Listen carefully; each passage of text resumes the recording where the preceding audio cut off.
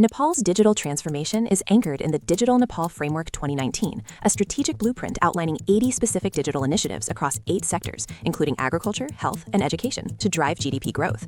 Under the purview of the Ministry of Communication and Information Technology, or MOSIT, the framework targets transforming Nepal into a knowledge-based society, supported by broadband penetration rates that the Nepal Telecommunications Authority, NTA, reported exceeded of 130% in early 2024 due to mobile data overlap. This policy serves as the foundation for shifting from traditional bureaucracy to a paperless e-government ecosystem, with a statutory goal to digitize all public services by 2030. Infrastructure expansion relies heavily on the Rural Telecommunication Development Fund, or RTDF, which has subsidized the laying of over 13,000 kilometers of optical fiber along the Mid-Hill Highway Information Superhighway.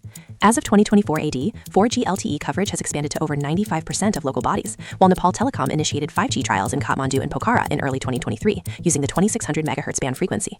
The government has mandated 100% broadband internet access for all 753 local levels and community schools within the fiscal year 2081-82 to eliminate the rural-urban digital divide.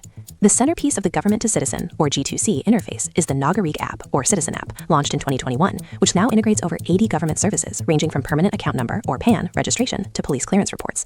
By the end of fiscal year 2080-81, the platform surpassed 5 million verified downloads, utilizing a central API gateway to link the Ministry of Home Affairs citizenship database with service providers. This super app strategy targets a 30% reduction in physical footfall at government offices annually by enabling remote QR code-based verification for banking and public services. The Department of National ID and Civil Registration, or DONATCAR, is accelerating the National Identity, or NID drive, having collected biometric data, including 10 fingerprints and iris scans, from over 14 million citizens by mid-2024, against a target of 15 million. This 10-digit unique identification number is now mandatory for obtaining electronic passports, or e-passports, and Social Security allowances, ensuring a unified one-person, one-ID database.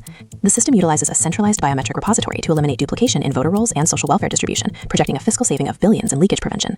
Fiscal governance has undergone a massive overhaul with the implementation of ACYDA World at major customs points like Birgunj and Pirahawa to automate trade, and the Land Revenue Information Management System, or LRIMS, across 126 land revenue offices. The LRIMS has digitized millions of Lalpurja, or land ownership certificates, directly combating fraud, while the Inland Revenue Department's integrated tax system now allows 100% online tax filing. For fiscal year 2081-82, the adoption of the National Payment Switch is prioritized to facilitate seamless interbank transactions and real-time government revenue collection.